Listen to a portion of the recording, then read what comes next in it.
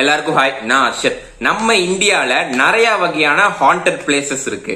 So அந்த haunted places எல்லாம் வச்சு பேசணும் அப்படின்னா மணிக்கணக்கா நம்ம பேசிட்டே இருக்கலாம். ஏன்னா அவ்வளவு ஹாண்டட் பிளேசஸ் இருக்கு. சோ அந்த மாதிரி ஹாண்டட் பிளேஸ்ல சில மாசத்துக்கு முன்னாடி நான் ஒரு ஹாண்டட் பிளேஸ பத்தி கேள்விப்பட்டேன். அதை பத்தி கேள்விப்படும் போது எனக்கு ரொம்ப இன்ட்ரெஸ்டிங்கா இருந்துச்சு. சரி, அதை பத்தி தெரிஞ்சுக்கலாம் அப்படின்னு சொல்லிட்டு கூகுள்ல சம்பந்தமா ஆர்டிகல்ஸ் எல்லாம் பார்த்தேன், யூடியூப்ல சம்பந்தமா வீடியோஸ் எல்லாம் கேட்டேன். எனக்கு ரொம்ப இன்ட்ரெஸ்டிங்கா இருந்துச்சு.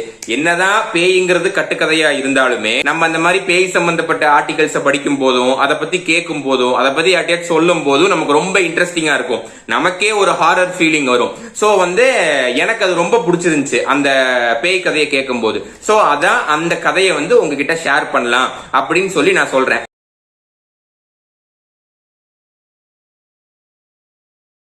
வெஸ்ட் பெங்கால் அப்படிங்கிற ஒரு ஸ்டேட்ல புருலியா அப்படின்னு சொல்லிட்டு ஒரு டிஸ்ட்ரிக்ட் இருக்கு.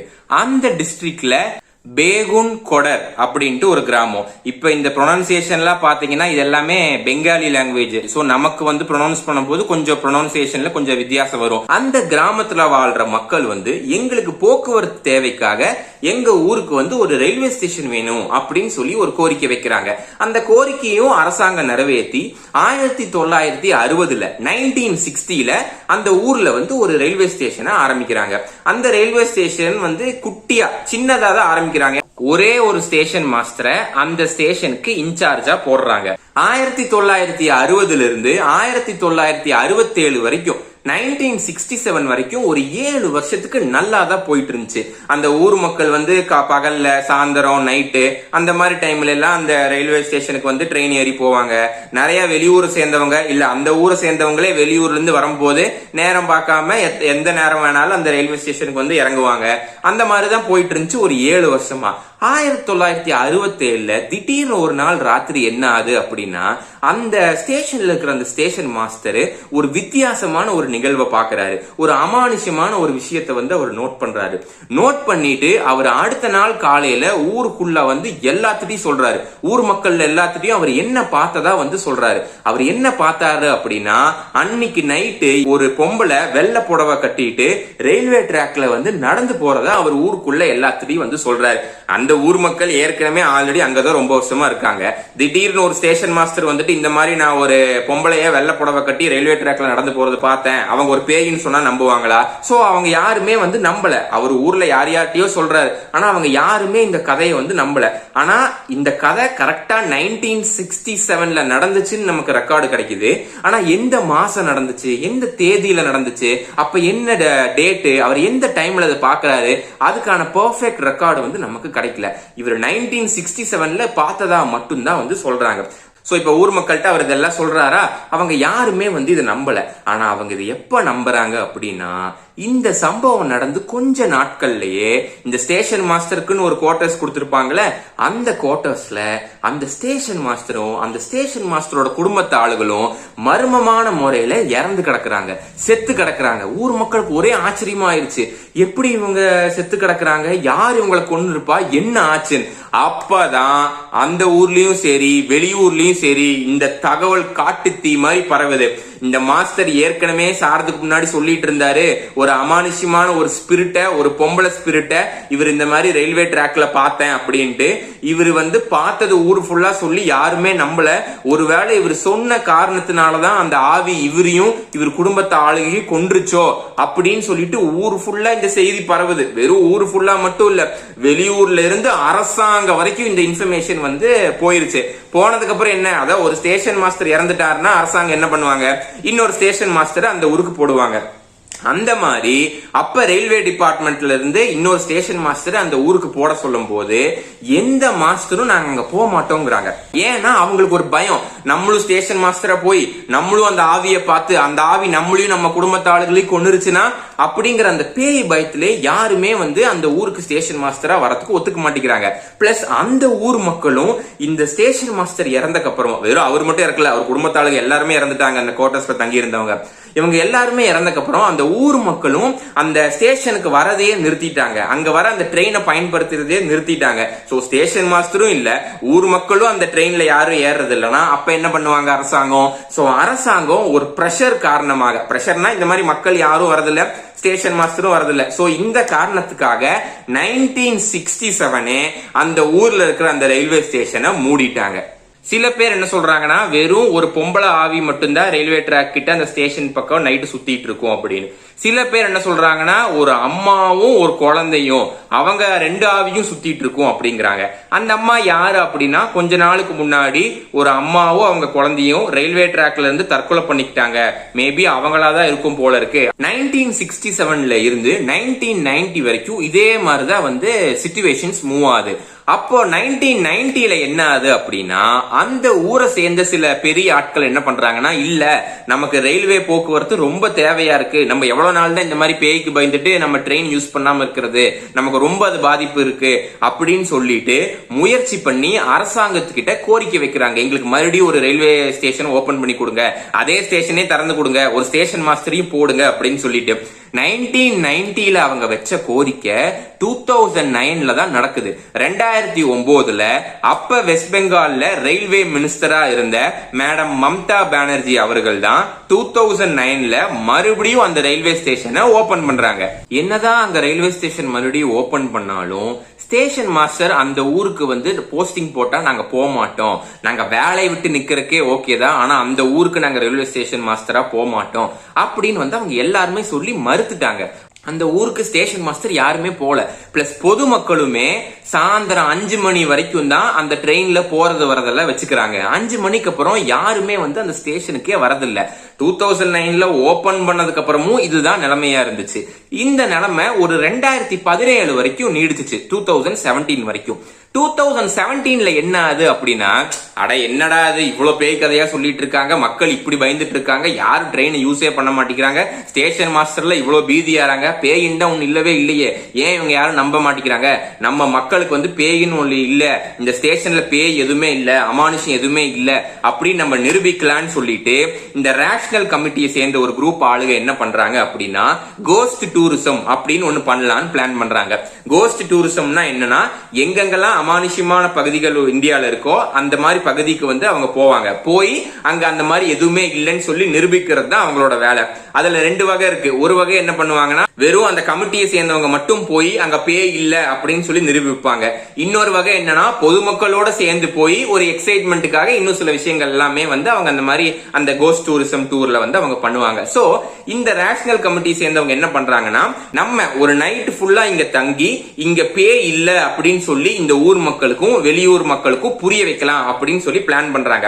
வெறும் இவங்க மட்டும் போய் தனியே தங்க முடியாது. ஏன் அப்படின்னா, அந்த ஊர் மக்கள் இன்னும் பீதியில தான் இருக்காங்க. அந்த ரேஷனல் கமிட்டி இங்க ஏதாச்சும் தங்கி அதனால அந்த ஊருக்கு ஏதாச்சும் கேடு வந்துருமோன்னு சொல்லி அவங்க இந்த பிளானை வந்து ஸ்டாப் பண்ண பார்க்கலாம்ல. அதனால அந்த ரேஷனல் கமிட்டி சேர்ந்தவங்க என்ன பண்றாங்கன்னா, போலீஸ்ல வந்து அவங்களுக்கு இந்த மாதிரி ஒரு ப்ரொடெக்ஷன் வேணும் அப்படின்னு சொல்லி சொல்றாங்க. சோ ஒரு நைட் ஃபுல்லா போலீஸ் ப்ரொடெக்ஷனோட அந்த ரேஷனல் கமிட்டி மெம்பர்ஸ் வந்து அந்த ரயில்வே ஸ்டேஷன்ல தங்குறாங்க. நைட்டு 11 மணிலிருந்து அடுத்த நாள் காலையில விடியற வரைக்கும் நம்ம தங்கலாம் அப்படிங்கிற மாதிரி தான் அவங்க பிளான் பண்றாங்க. அவங்க நினைச்ச மாதிரியே தங்கிட்டாங்க. அடுத்த நாள் காலையில அவங்க பத்திரிகையில பேட்டி கொடுக்கறாங்க. சோ அப்ப பேட்டி கொடுக்கும் போது அந்த ரேஷனல் கமிட்டியோட லீடர் இருக்காரு பாத்தீங்களா, அவர் பேரு வந்து நாயன் முகர்ஜி அப்படின்னு சொல்லிட்டு, அவர் என்ன பேட்டியில சொல்றாரு அப்படின்னா, நைட்டு 11 மணிலிருந்து நட்ராத்திரி 2 மணி வரைக்கும் நல்லா தான் போயிட்டு இருந்துச்சு, எந்த வகையான இடைஞ்சலும் இல்ல. ஆனா நைட்டு 2 மணிக்கு அப்புறம் அந்த ஸ்டேஷனோட பின்பகுதியிலிருந்து ஒரு மாதிரி வித்தியாசமான சவுண்ட் வர ஆரம்பிச்சு. சோ அதனால நாங்க என்ன பண்ணோம்னா, அந்த கமிட்டி சேர்ந்தவங்க அதுக்கப்புறம் போலீஸ் இவங்க எல்லாருமே வந்து டார்ச் எடுத்துட்டு பின்னாடி போய் பாக்குறாங்க. பின்னாடி போய் பார்க்கும்போது அந்த ஸ்டேஷனுக்கு பின்னாடி நிறைய செடி வளர்ந்து கிடந்திருக்கும் போல இருக்கு, ஏகப்பட்ட புஷ்ஷா இருந்திருக்கு. அந்த புஷ்ல இருந்து அந்த ஊர் மக்கள் சில பேர் வந்து இவங்களை பயன்படுத்துறதுக்காக சில சவுண்ட் எல்லாம் கொடுத்திருக்காங்க. இவங்க டார்ச் வச்சு அடிச்சு பாக்குறாங்க. அந்த ஊர் மக்கள் சில பேர் வந்து அசையறது தெரியுது. இவங்க டார்ச் வச்சு அடிக்கும் போது அவங்க அங்கிருந்து ஓடுறாங்க. இந்த ரேஷனல் கமிட்டி மெம்பர்ஸும் அதுக்கப்புறம் அந்த ப்ரொடெக்ஷனுக்கு வந்த அந்த போலீஸ் ஆபீசர்ஸும் அவங்களை துரத்திட்டு போறாங்க. ஆனா வந்து அவங்க வந்து தப்பிச்சிட்டாங்க. சோ அடுத்த நாள் காலையில வந்து அவர் அந்த ஹெட் வந்து இன்டர்வியூல சொல்றாரு, இங்க பேயும் கிடையாது ஒன்னும் கிடையாது, நாங்க முன்னாடியே சொன்ன மாதிரி தான் ஊர் மக்கள் தான் சில பேர் வந்து பயன்படுத்த பயமுறுத்துறதுக்காக இந்த மாதிரி பேய் டிராமா பண்ணிருக்காங்க, மத்தபடி இங்க பேய் எதுவுமே இல்ல, அந்த மக்கள் யாரு நாங்க துரத்திட்டு போனோம் ஆனா அவங்க தப்பிச்சிட்டாங்க அப்படின்னு சொல்லிட்டு நாயன் முகர்ஜி வந்து அடுத்த நாள் வந்து இந்த பேட்டியில வந்து சொல்றாரு. சோ இவரோட இந்த பேட்டி வந்து நியூஸ் பேப்பர்ல எல்லாம் வருது, நிறைய நியூஸ் சேனல்ல வருது, அப்படியே அக்ராஸா ஸ்ப்ரெட் ஆகுது. அப்பதான் அந்த ஊர் மக்களை சேர்ந்த சில பேரே அப்ப உண்மையாலே இது பேய் இல்லையா, அப்பாடா வெறும் இது கட்டுக்கதை தானா அப்படின்னு சொல்லிட்டு இன்னும் அந்த ட்ரெயினை நிறைய யூஸ் பண்ண ஆரம்பிக்கிறாங்க. வெளியூர்லயும் ஓ அப்ப இது பேய் கதை கிடையாதா, இதுவும் ஒரு கட்டுக்கதை தானா அப்படின்னு வெளியூர்லயும் இந்த இன்ஃபர்மேஷன் ஸ்ப்ரெட் ஆகுது.